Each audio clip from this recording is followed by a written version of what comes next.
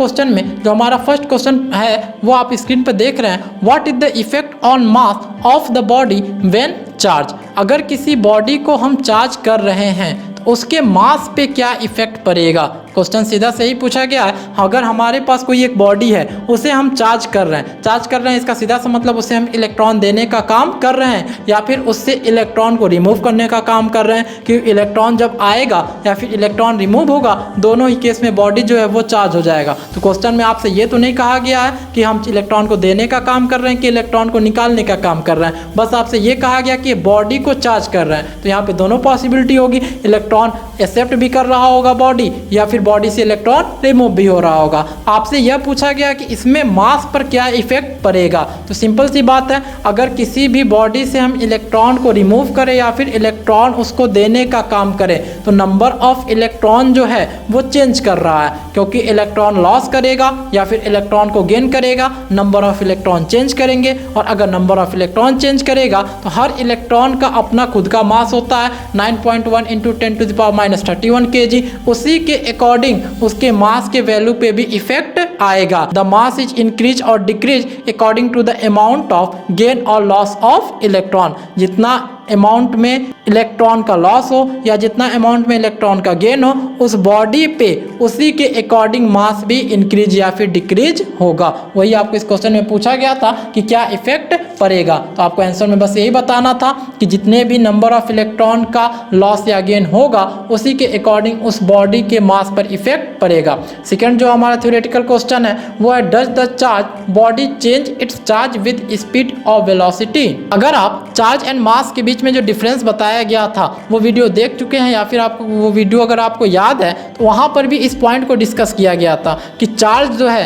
क्या वो वेलोसिटी के साथ इफेक्ट होता है कि नहीं होता है। तो आपको वहां पे ही बताया गया था, यहाँ पे फिर से बताया जा रहा है कि अगर हम किसी भी चार्ज बॉडी को मूव करते हैं उसके वेलोसिटी पे कोई भी इफेक्ट नहीं पड़ता, ना तो उसका वेलोसिटी चेंज करता है और ना ही उसकी स्पीड कभी भी चेंज करती है। जैसे मान लीजिए आपके पास इलेक्ट्रॉन है, उस इलेक्ट्रॉन को आप 2 मीटर पर सेकेंड से भेज दीजिए या फिर 3 मीटर पर सेकेंड या फिर 10 मीटर पर सेकेंड, किसी भी स्पीड या वेलोसिटी से आप उस इलेक्ट्रॉन को फेंकने का काम कीजिए, उस इलेक्ट्रॉन को भेजने का काम कीजिए, उस इलेक्ट्रॉन के चार्ज के ऊपर कभी भी कोई इफेक्ट नहीं आएगा। अगर एक इलेक्ट्रॉन को आप भेज रहे हैं तो उस एक इलेक्ट्रॉन पे 1.6 × 10⁻⁻19 कूलम का चार्ज हमेशा रहेगा। आप उसे किसी भी स्पीड या वेलोसिटी से फेंकने का काम कीजिए या फिर उसे भेजने का काम कीजिए, कभी भी उस पर कोई इफेक्ट नहीं पड़ेगा। क्वेश्चन नंबर 3 है इज इलेक्ट्रोस्टैटिक फोर्स भी न्यूटोनियन।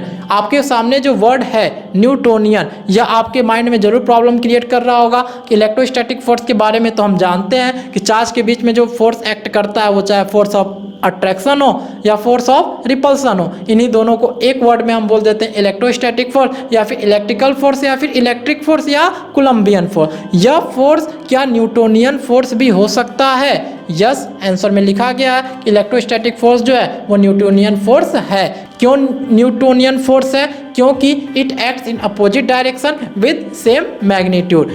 न्यूटोनियन फोर्स अगर पूछा जाए, न्यूटोनियन अगर कहा गया है, इसका सीधा सा सेंस यही आपको लेना है कि जो चार्ज के बीच जो इलेक्ट्रोस्टैटिक फोर्स एक्ट करता है उसका वैल्यू तो सेम होता है। जैसे मान लीजिए Q1 और Q2 चार्ज है, इनके बीच में अगर फोर्स ऑफ रिपल्सन एक्ट कर रहा है, मान लीजिए हमने पॉजिटिव चार्ज कंसीडर किया तो फोर्स ऑफ रिपल्सन एक्ट करेगा, इनके बीच में जो फोर्स ऑफ रिपल्सन एक्ट कर रहा है उसका अमाउंट सेम होगा।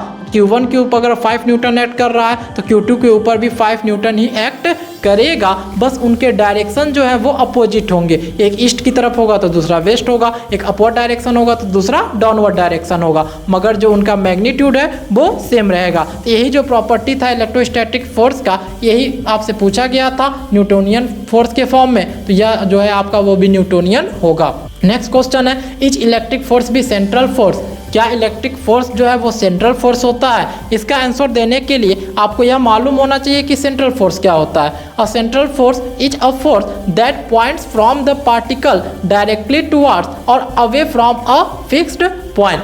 किसी भी फिक्स पॉइंट से किसी एक सर्टेन पॉइंट की तरफ फोर्स एक्ट करे या फिर उस सर्टेन पॉइंट से दूर कोई फोर्स एक्ट करे उसी को हम नाम देते हैं सेंट्रल फोर्स का। जैसे आपने हाथ में किसी रोप की सहायता से एक स्टोन के पीस को ले लिया, एक पत्थर के टुकड़े को ले लिया, रस्सी से आपने घुमाना शुरू कर दिया। जब तक आप रस्सी से उसे मूव कराते रहेंगे, घुमाते रहेंगे, हमेशा उस पार्टिकल यानी उस पत्थर के टुकड़े के ऊपर फोर्स एक्ट करता रहेगा। एक फोर्स आपकी तरफ होगा सेंट्रीपिटल फोर्स, और एक फोर्स आउटवर्ड डायरेक्शन में होगा सेंट्रीफ्यूगल फोर्स। तो यह जो आप घुमाने का काम कर रहे हैं, हर टाइम पर उस स्टोन के पीस पर ये दोनों फोर्स एक्ट कर रहे हैं, एक टुवार्ड्स द पॉइंट और एक अवे फ्रॉम द पॉइंट। इसे ही हम कहते हैं सेंट्रल फोर्स। जो इलेक्ट्रोस्टैटिक फोर्स है वो भी सेंट्रल फोर्स होगा, क्योंकि electric force provide the centripetal force. इसी इलेक्ट्रोस्टैटिक या इलेक्ट्रिक फोर्स के कारण हमें सेंट्रीपिटल फोर्स मिलता है,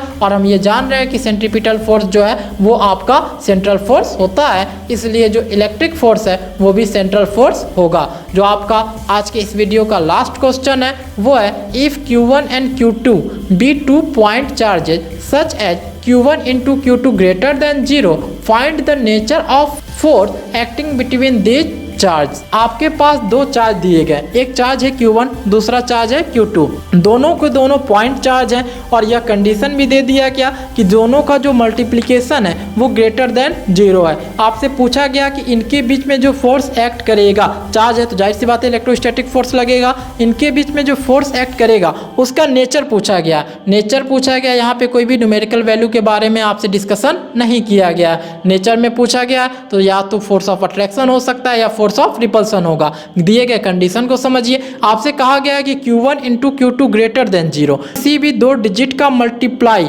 ग्रेटर देन 0 तभी पॉसिबल है जब दोनों के दोनों डिजिट या तो निगेटिव हो या पॉजिटिव हो। जैसे -2 इंटू -3, दोनों निगेटिव लिया तो भी माइनस माइनस प्लस करके पॉजिटिव में 6 आएगा, और अगर +2 +3 भी करेंगे तो भी +6 ही आंसर मिलेगा। तो दो चीज़ों का मल्टीप्लिकेशन पॉजिटिव ग्रेटर देन 0 तभी हो सकता है जब दोनों के दोनों निगेटिव हो या दोनों के दोनों पॉजिटिव हो। तो सेम यही चार्ज के केस में भी होगा। हमारे पास दोनों चार्ज का मल्टीप्लिकेशन जो था वो ग्रेटर देन 0 कंडीशन में दिया गया था। इसका सीधा सा सेंस यही है कि दोनों चार्ज जो हैं या तो पॉजिटिव होंगे या तो निगेटिव होंगे। और आप यह जान रहे हैं कि अगर दोनों चार्ज पॉजिटिव हो या दोनों चार्ज निगेटिव हो तो सेम नेचर के चार्ज हैं, उनके बीच में force of repulsion he act करेगा। तो यहाँ पे जो नेचर आपको बताना था वो नेचर कौन सा होगा फोर्स का, तो वो जो नेचर होगा वो रिपल्सिव होगा, यानी फोर्स ऑफ रिपल्सन एक्ट करेगा। ये था हमारा आज का पूरा टॉपिक। आई होप कि आपको यह वीडियो अच्छे से समझ में आया होगा।